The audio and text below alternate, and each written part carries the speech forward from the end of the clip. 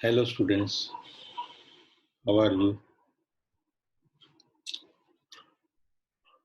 Macro economics start करने लगे हम। इसमें चैप्टर है जिसका नाम है गवर्नमेंट बजट। चैप्टर है which is called government budget.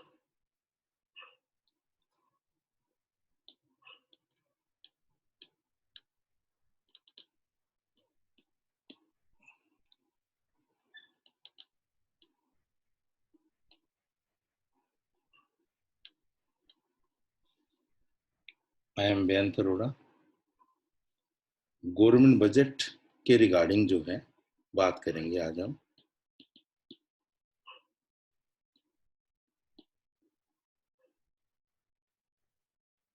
Budget सबसे पहले, क्योंकि अगर हम सिर्फ ये वाली बात करें कि गवर्नमेंट बजट क्या है, नहीं, हर चीज को सबसे पहले पूरे बेस से एग्जामिनेशन ओरिएंटेड हर चीज को पहले उस हिसाब से बात करेंगे। बजट क्या होते हैं? Budget is planning for the future but in quantitative terms. Budget क्या है? अपने आप में फ्यूचर के लिए प्लान करना, बट क्वांटिटेटिव फॉर्म में। प्लानिंग जो है क्वांटिटेटिव भी हो सकती है, क्वालिटेटिव भी हो सकती है। जब हम ये वाली बात करते हैं प्लानिंग के अंदर, what to do, how to do, when to do, ये उसका क्वालिटेटिव एस्पेक्ट है। क्या करेंगे, कब करेंगे, कैसे करेंगे, ये सब उसके क्वांटिटेटिव एस्पेक्ट्स हैं। हम लोगों ने बात करनी है बजट की, और बजट हमेशा क्वालिटेटिव एस्पेक्ट होता है, क्वांटिटेटिव एस्पेक्ट होता है। जब हम बात करते हैं कि कितना प्रोडक्शन करेंगे, कितने यूनिट प्रोड्यूस करेंगे, तो ये प्रोडक्शन बजट। जब हम बात करते हैं कि कैश कहाँ से आएगा, कहाँ कहाँ खर्च होगा, कैश के बैलेंस कितने होंगे, उसको कहते हैं कैश बजट। तो यानी कि जब भी कभी हम फ्यूचर के रिगार्डिंग प्लानिंग कर रहे हैं, पर उसे नंबर्स में, क्वांटिटी में प्लान कर रहे हैं, तो उसे हम बजट का नाम देते हैं। अब इस चैप्टर की बात करें कि गवर्नमेंट बजट क्या है, क्योंकि सबसे पहले गवर्नमेंट बजट पे आने से पहले हमें बजट पता होना चाहिए। बजट कोई भी कंपनी बनाती है, हर कंपनी बनाती है, और उसमें अपनी हर एस्पेक्ट को, प्रोडक्शन के रिगार्डिंग कितना होगा, सेल्स कितनी होगी, सबके बारे में बात करती है। बजट तो हर कोई प्रिपेयर करता है।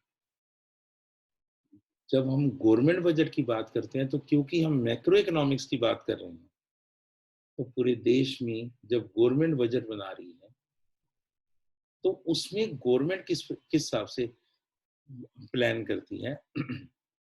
गवर्नमेंट ज्यादातर जो है वो बात करती है कैश, कि गवर्नमेंट को रिसिप्ट्स कहाँ कहाँ से होंगी और एक्सपेंडिचर गवर्नमेंट कहाँ कहाँ करेगी।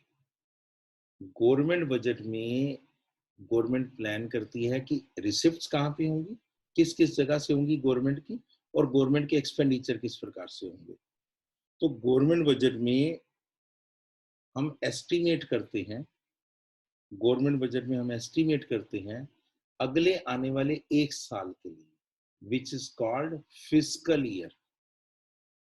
गवर्नमेंट अगले एक साल के लिए प्लानिंग करती है, उस एक साल को फिस्कल ईयर कहते हैं।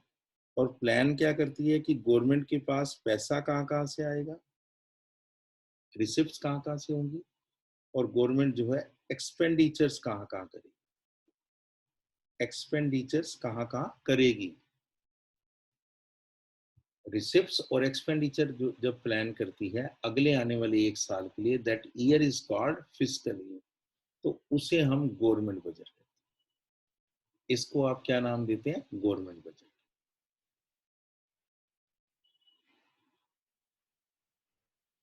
गवर्नमेंट की रिसिप्ट्स की अगर हम बात करें, तो गवर्नमेंट की रिसिप्ट्स दो हिस्सों में बांटी जा सकती हैं। आप गवर्नमेंट बजट अच्छे से समझ गए। गवर्नमेंट बजट हमेशा अगले आने वाले एक साल के लिए गवर्नमेंट जब ये प्लान करती है कि कहाँ कितना पैसा आएगा, कितनी रिसिप्ट्स होंगी गवर्नमेंट की और कितने उसके एक्सपेंडिचर होंगे, और उस एक साल के लिए जिसके लिए प्लानिंग करते हैं उसे हम क्या नाम देते हैं इकोनॉमिक्स में, फिस्कल ईयर। रिसिप्ट्स दो पार्ट में डिवाइड की जाती हैं, कैपिटल रिसिप्ट्स और रिवेन्यू रिसिप्ट्स। रिवेन्यू और capital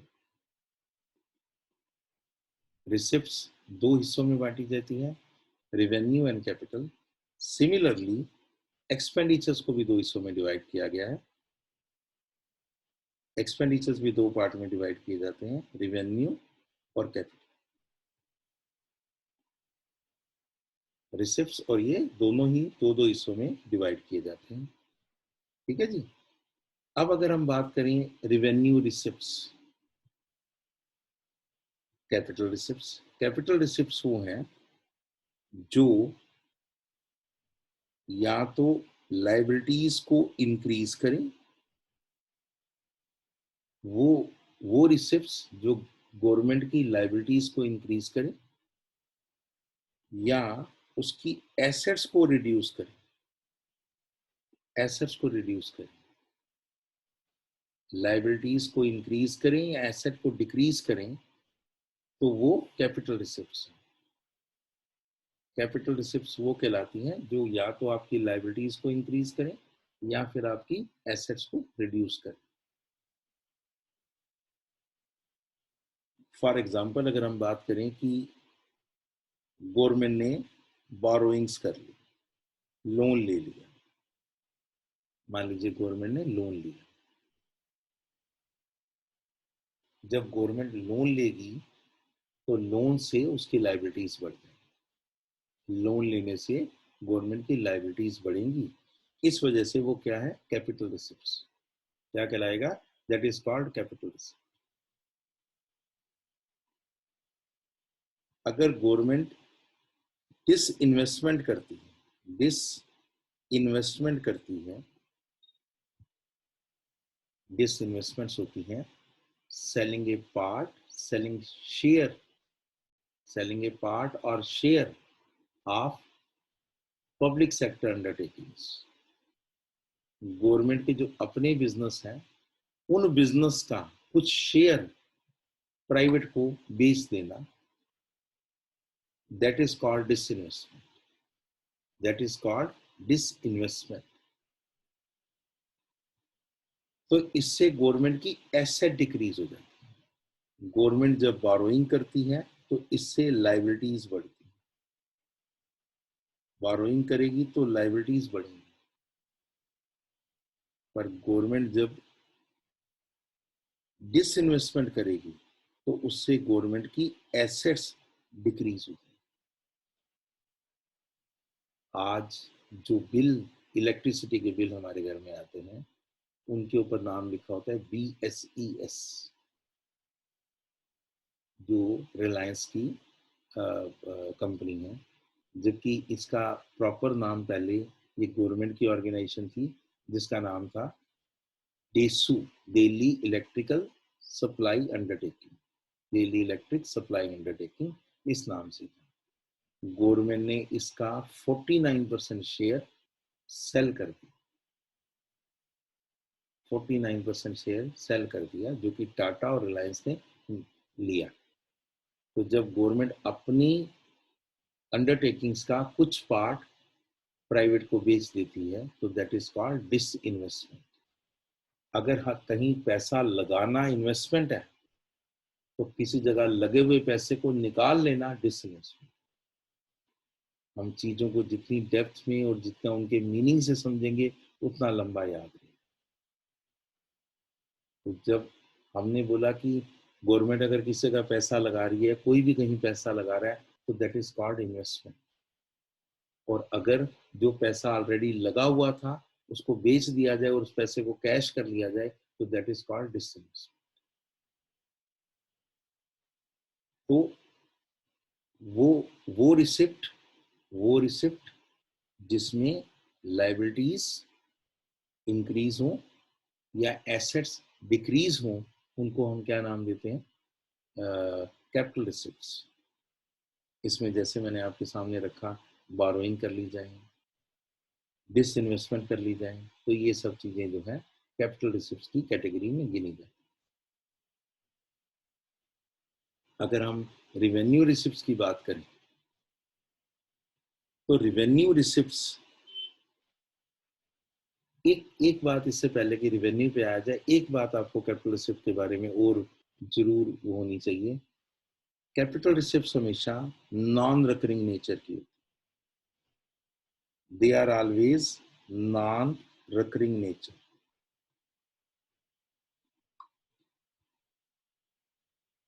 capital receipts are of non recurring nature, ये बार बार नहीं होती है, रिकरिंग नेचर की नहीं होती है।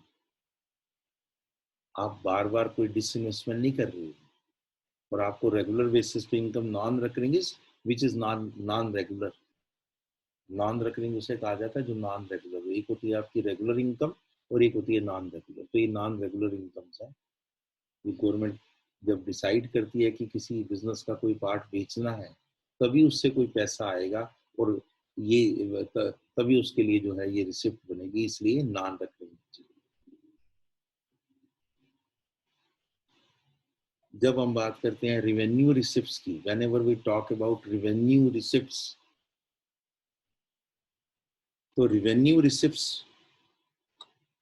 एक बात सबसे पहले ये है कि इसमें वो रिसिप्ट्स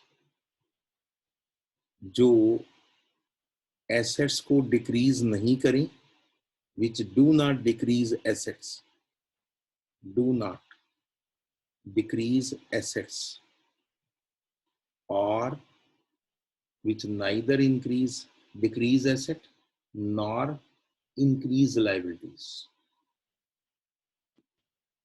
Increase liabilities, ये वो रिसिप्ट हैं जो ना तो आपकी एसेट कम करती हैं, ना ही आपकी लाइबिलिटीज को बढ़ाती। रिवेन्यू रिसिप्ट्स वो रिसिप्ट्स हैं जो ना तो आपकी एसेट्स डिक्रीज करेंगी, ना आपकी लाइबिलिटीज इंक्रीज करेंगी। These receipts are generally of recurring nature. These receipts are generally of recurring nature. ये नॉन रिकरिंग नहीं होंगी, ये आपके लिए रिकरिंग नेचर की है। ये वो रिसिप्ट्स हैं जो कि रिकरिंग नेचर की है, जो बार बार मिलती रहती हैं गवर्नमेंट। ये वो है जो गवर्नमेंट को बार बार मिलती हैं, इसलिए ये उसकी रिकरिंग नेचर। रिकरिंग नेचर की जो रिसिप्ट्स हैं वो गवर्नमेंट की, इनको फर्दर हम डिवाइड कर लेते हैं। या तो गवर्नमेंट को टैक्स के थ्रू पैसे मिलते हैं, तो these are called tax receipts, और जो टैक्स के थ्रू नहीं मिले उनको हम नाम देते हैं नॉन टैक्स रिसिप्ट्स। जो टैक्स के थ्रू मिला, गवर्नमेंट के लिए टैक्स एक रिकरिंग नेचर की इनकम। गवर्नमेंट बहुत सारे फॉर्म में लोगों से टैक्सेस लेती है, चाहे वो इनकम टैक्स हो जो आपने जरूर नाम सुना है, जीएसटी हो, ये भी आपने 11th क्लास में पढ़ा भी होता है और आपने नाम भी प्रैक्टिकली सुना है। रेस्टोरेंट जाते हैं हम खाना खाने, उसमें जो बिल होता है, उस बिल के अंदर जो उस बिल में जो अमाउंट आपका आया, जो आपने जितने का खाना खाया, उसके ऊपर वो जीएसटी लगा लेता है। आप इवन मैकडोनल्ड के बर्गर लेने जाते हैं, उसमें भी जो आपका अमाउंट होता है उस बिल में जितने का बर्गर होगा उसके ऊपर जीएसटी ऐड कर दिया जाता है। तो वो गवर्नमेंट की इनकम है, क्योंकि वो जो रेस्टोरेंट वाला है वो टैक्स अपने पास ही रखता है, वो उस टैक्स को गवर्नमेंट को पास कर देता है। तो गवर्नमेंट को टैक्सेस के थ्रू इनकम जनरेट हो रही है। इवन आप पेट्रोल जो डलवाते हैं, पेट्रोल के में कई प्रकार के टैक्सेस हैं, एक्साइज ड्यूटी है, वैट है, तो वो भी गवर्नमेंट की इनकम है। तो गवर्नमेंट को टैक्स के थ्रू भी इनकम मिलती है और गवर्नमेंट को बिना टैक्स के भी इनकम मिलती है। गवर्नमेंट को बिना टैक्स के, जैसे वो आपने रेड लाइट जंप कर ली तो आपको पकड़ लिया गया, आपका चालान कर दिया गया, वो भी तो गवर्नमेंट की इनकम है, पर वो टैक्स के थ्रू तो नहीं है। आपको कोई शॉप खोलनी है, कोई फैक्ट्री खोलनी है, उसके लिए लाइसेंस लेना, तो गवर्नमेंट को आपने लाइसेंस फीस दी, गवर्नमेंट को आपने लाइसेंस फीस दी, तो वो आपकी टैक्स की इनकम थोड़ी है, वो गवर्नमेंट की टैक्स की इनकम थोड़ी है, विदाउट टैक्स इनकम है, इसलिए उसको क्या नाम देते हैं, that is called non tax income. पर ये ना तो आप गवर्नमेंट की एसेट को ना ही लाइबिलिटीज को अफेक्ट कर रही है, ना तो एसेट को ना लाइबिलिटी को अफेक्ट कर रही है, इसलिए ये क्या है, रेवेन्यू नेचर, रिकरिंग नेचर, ये बार बार होने वाली इनकम। हर शॉपकीपर, हर फैक्ट्री वाला गवर्नमेंट को टैक्स दे रहा है, तो ये बार बार मिल रहा है, इसलिए गवर्नमेंट की रिकरिंग नेचर की लाइसेंस फीस गवर्नमेंट को हर प्रकार की अलग अलग तरीके से, कोई किसी को फैक्ट्री चलाने की परमिशन चाहिए, किसी को शॉप चलाने की परमिशन चाहिए, तो गवर्नमेंट को उस तरीके से भी इनकम मिल रही है। तो ये कौन सी इनकम है, these are called non tax income, ये गवर्नमेंट की नॉन टैक्स इनकम। जो टैक्स से मिले वो टैक्स रिसिप्ट्स, और जो बिना टैक्स के मिले वो नॉन टैक्स। हम लोगों को हर चीज पूरी डेप्थ में पहले समझनी है, पहले बेसिक समझने हैं, फिर हमने कुछ और बात। तो हमने सबसे पहले ये समझा कि गवर्नमेंट की जो जो जो रिसिप्ट्स जो हैं, एक बार फिर मैं आपसे बात करना चाहूंगा, गवर्नमेंट की वो रिसिप्ट्स जो उसकी लाइबिलिटीज को इंक्रीज करें या एसेट्स को डिक्रीज करें, वो तो कहलाएंगी कैपिटल, और जो लाइबिलिटीज को इंक्रीज भी नहीं करें, एसेट को डिक्रीज भी नहीं करें, और जो उसके लिए रिकरिंग नेचर की इनकम हो, उनको हम क्या नाम देंगे, रिवेन्यू। वो कैपिटल नेचर नहीं है, ये रिकरिंग जो बार बार उसको मिलती है। इसके भी दो सोर्स होते हैं, दो तरीके होते हैं, दो टाइप होते हैं गवर्नमेंट की इस इनकम के लिए। उसमें एक टाइप होता है आपका, जैसा मैंने बोला, टैक्स के थ्रू होने वाली इनकम, एक है जो विदाउट टैक्स होने वाली। दोनों के बारे में मैंने आपके साथ एक ब्रॉड वे में आपके साथ डिस्कशन की। गवर्नमेंट को कई प्रकार के टैक्स मिलते हैं, इवन आप टूथपेस्ट खरीद के लाते हो, कोई प्रोडक्ट खरीद के लाते हो, उसकी कॉस्ट के अंदर भी कुछ प्रोडक्ट की कॉस्ट के अंदर भी टैक्सेस जुड़े होते हैं, तो वो भी गवर्नमेंट के लिए इनकम है, रिकरिंग नेचर की इनकम, क्योंकि हम तो प्रोडक्ट पीते रहते हैं, मेडिसिन खरीदते रहते हैं, उसके अंदर जो है टैक्सेस इंक्लूडेड होते हैं, तो वो भी गवर्नमेंट के पास चले जाते हैं। अब बात करेंगे और ज़्यादा डिटेल में टैक्स। टैक्स को मैं फर्दर क्लासिफाई करना चाहूँगा। गवर्नमेंट को जो टैक्स के थ्रू इनकम मिल रही है, वो टैक्सेस को दो हिस्सों में बांटा जाता है, एक तो डायरेक्ट टैक्सेस और एक इनडायरेक्ट टैक्सेस। गवर्नमेंट को जो टैक्स के थ्रू इनकम मिल रही है, एक तो डायरेक्ट टैक्सेस होते हैं और एक इनडायरेक्ट टैक्सेस होती है। दो पार्ट में, दो पोर्शन में जो है टैक्स गवर्नमेंट को मिलता है। मतलब गवर्नमेंट को मिलने वाले टैक्सेस की दो क्लासिफिकेशन है, डायरेक्ट टैक्सेस और इनडायरेक्ट टैक्सेस। डायरेक्ट टैक्सेस वो टैक्स हैं जिनका इम्पैक्ट और इंसिडेंस, ये वो टैक्सेस हैं जिनका impact and incidence same person पर पड़ता है, lies on the, falls on the same person, falls on the same person. Direct taxes वो टैक्सेस हैं जिनका इम्पैक्ट और इंसिडेंस सेम पर्सन पे पड़ता है। इंसिडेंस मीन्स फाइनल बर्डन कौन बियर कर, burden, burden to pay. Incidence means burden to pay. Incidence एक ऐसा शब्द है विच मीन्स बर्डन टू पे, कि किसकी पॉकेट से निकले। Impact is liability to pay. Impact एक ऐसा टर्म है जिसका मतलब है लाइबिलिटी टू पे।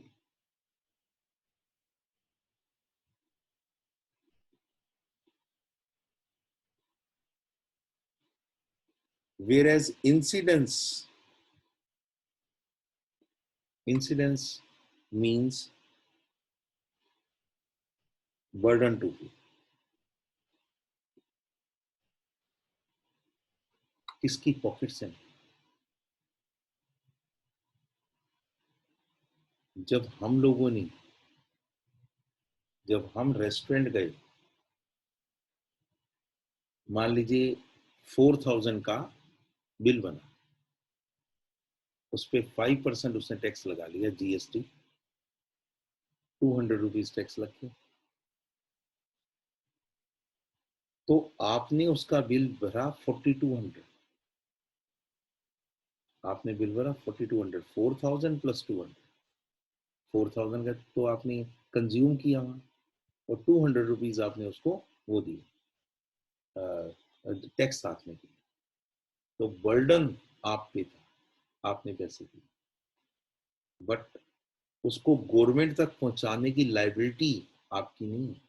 आप रेस्टोरेंट वाले को देकर आ गए, आपने रेस्टोरेंट वाले को पैसे दिए और आप आ गए। अगर बाई चांस वो नहीं डिपॉजिट कराता है या उसके दिमाग से उतर जाता है, तो जो पेनल्टी लगेगी, जो भी होगा उस पर होगा, आपकी पे नहीं होगा।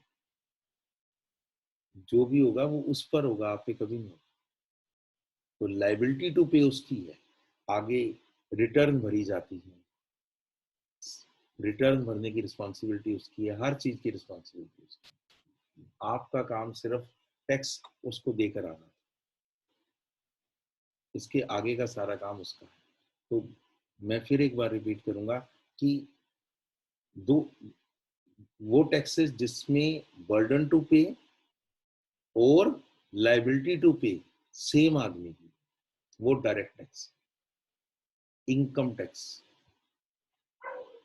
अगर मैं अपनी इनकम पर टैक्स दे रहा हूँ, तो पॉकेट से भी अपने ही निकाल रहा हूँ, सोसाइटी से तो नहीं ले रहा। पॉकेट से भी अपनी निकाल रहा हूँ, कोई ऐसा तो नहीं कि कस्टमर से लिया।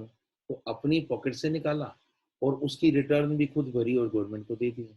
तो बर्डन टू पे इनकम टैक्स जो है वो हमेशा उसका, जो ये डायरेक्ट टैक्सेस जो होते हैं उनका हमेशा उसी पर्सन की पॉकेट से निकलता है, और वही जो है गवर्नमेंट को आगे डिपॉजिट करता है। इसलिए इसमें बर्डन टू पे और लाइबिलिटी टू पे सेम पर्सन पर, बर्डन टू पे और लाइबिलिटी टू पे सेम पर्सन पे होती है।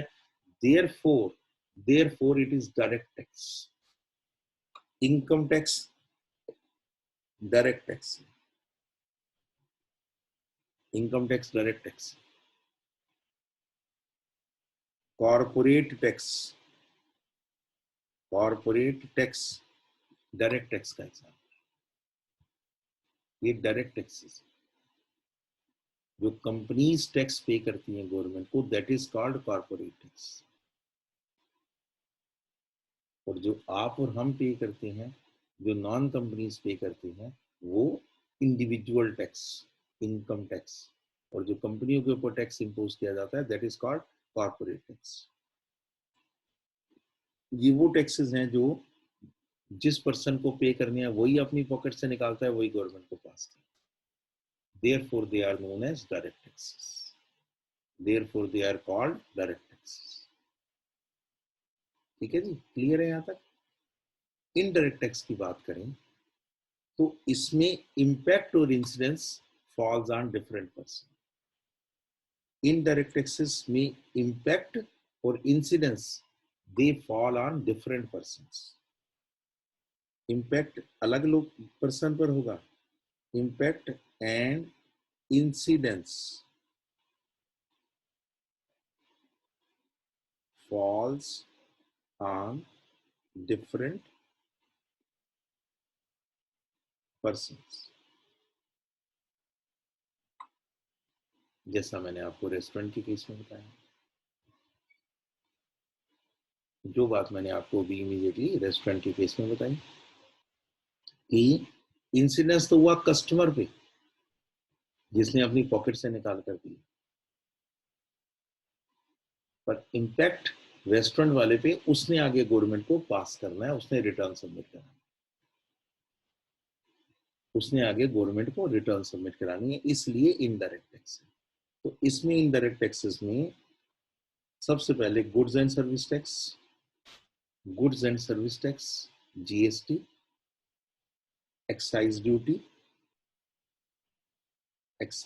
ड्यूटी। बच्चे ज्यादातर एक्साइज ड्यूटी ये नाम सुनते ही ऐसा समझ लेते हैं जैसे इंपोर्ट एक्सपोर्ट पे लगी। नहीं, उस पे जो लगती है उसे कस्टम ड्यूटी कहते हैं, वो भी indirect tax. Excise duty manufacturing पे लगती है, फैक्ट्रीज पे लगती है। एक्साइज ड्यूटी जो मैन्युफैक्चरर होते हैं उन पे लगती है। जब गुड्स प्रोड्यूस होती हैं तो प्रोडक्शन पे, फैक्ट्री से बाहर निकलते समय उस पे जो है उस पे टैक्स लगाया जाता है, which is called excise duty. Manufacturing sector पे, फैक्ट्रीज पे GST, excise duty, custom duty.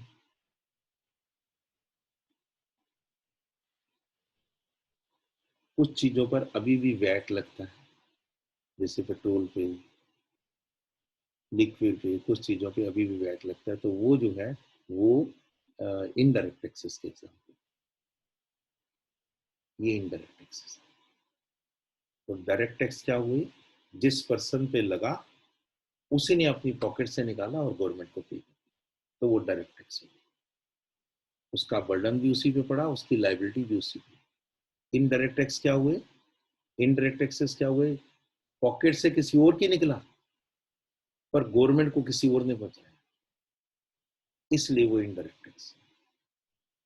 That is why it is called indirect tax. ठीक है बच्चे, तो यहां तक ये डिस्कशन रही आज हमारी रिवेन्यू रिसिप्ट की। और रिवेन्यू रिसिप्ट का भी एक हिस्सा मैंने आज आप लोगों के साथ कवर किया। रिवेन्यू रिसिप्ट में टैक्स वाली रिसिप्ट, वो भी अभी पूरा कवर नहीं है।